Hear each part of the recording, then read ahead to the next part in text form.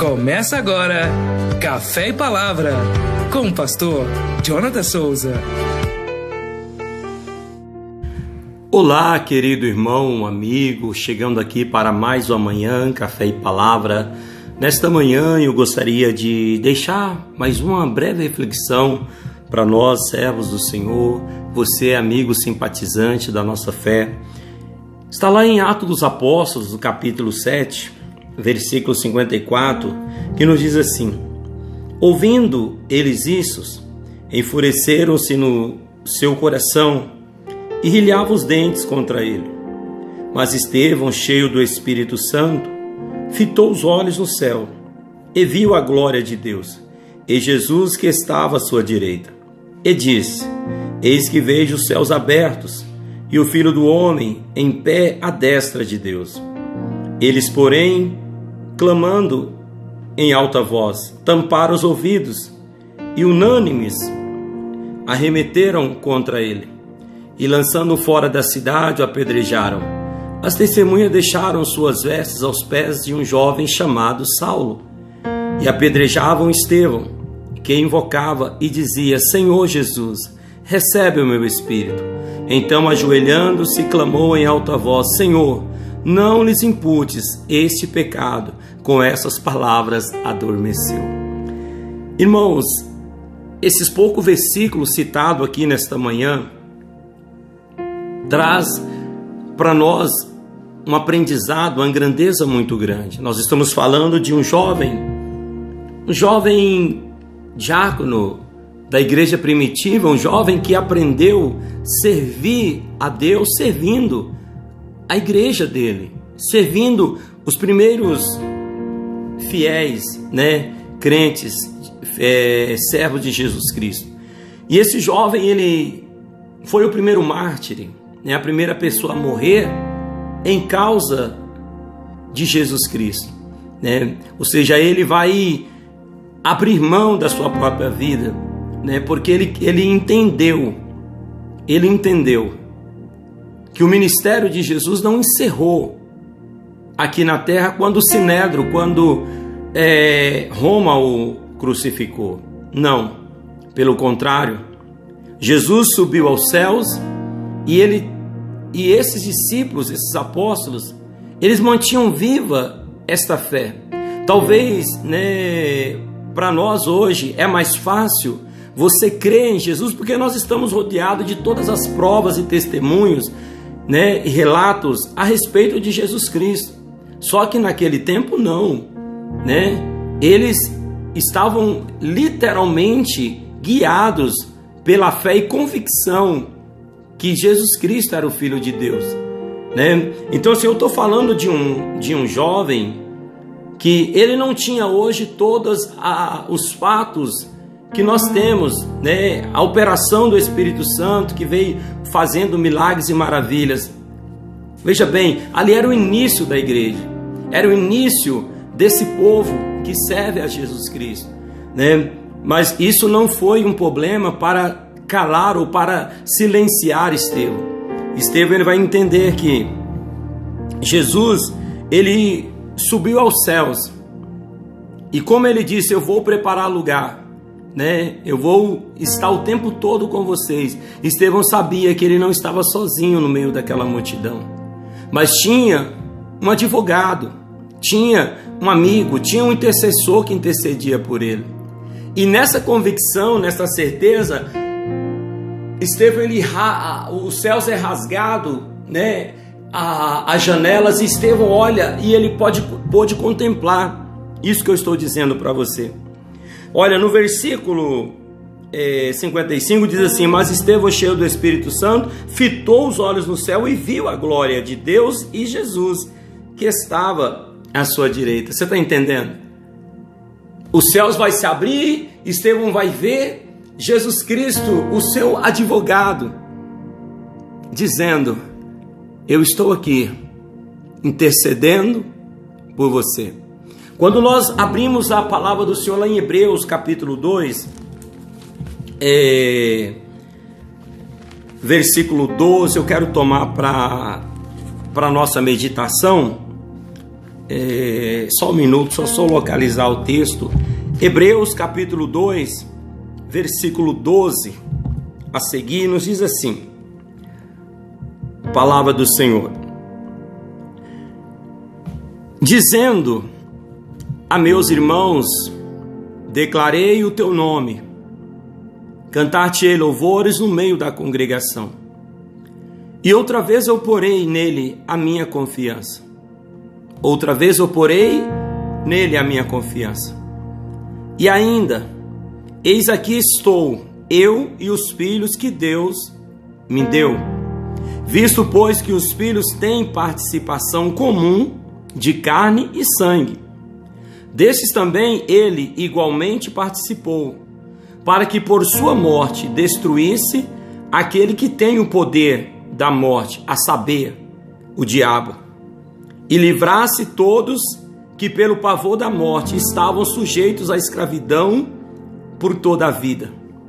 Pois ele, evidentemente, não socorre anjos, mas socorre a descendência de Abraão. Por isso mesmo convinha que em todas as coisas se tornasse semelhante aos irmãos, para ser misericordioso e fiel sumo sacerdote nas coisas referentes a Deus, e para fazer propiciação pelos pecados do povo. Pois naquilo que ele mesmo sofreu, tendo sido tentado, é poderoso para socorrer os que são tentados. Olha para você ver. Esse texto está afirmando o papel de Jesus Cristo, né, como o nosso advogado, como o nosso supremo advogado. João também, ele vai dizer isso lá em 1 João capítulo 2, versículo 1, ele começa dizendo assim: filhinhos, não pequeis, mas se todavia pecar, saiba que vocês têm um advogado junto ao Pai, para advocaciar as vossas causas. É o que o Senhor está mostrando a Estevão aqui. Olha, Estevão, eu rasgo os céus, eu abro os céus, para você ver que você não está sozinho. Eu sou o teu advogado, estou à direita do Pai, intercedendo em teu favor. Irmãos, eu quero que você entenda que quando todos se voltarem contra você, eles não podem causar nenhum dano a você sem a permissão desse Deus. E para Deus permitir alguém tocar em nós, o diabo tocar em nós, é porque ele tem algo muito maior para nos entregar e para nos dar. Enquanto a multidão estava ali punindo, sentenciando Estevão, o Senhor está rasgando o céu e dizendo: aqui, Estevão, é para cá que você vai estar vindo. Estou te mostrando que vale a pena morrer por mim. Então, meu querido, não abandone Jesus. Não negue a fé. Não retroceda.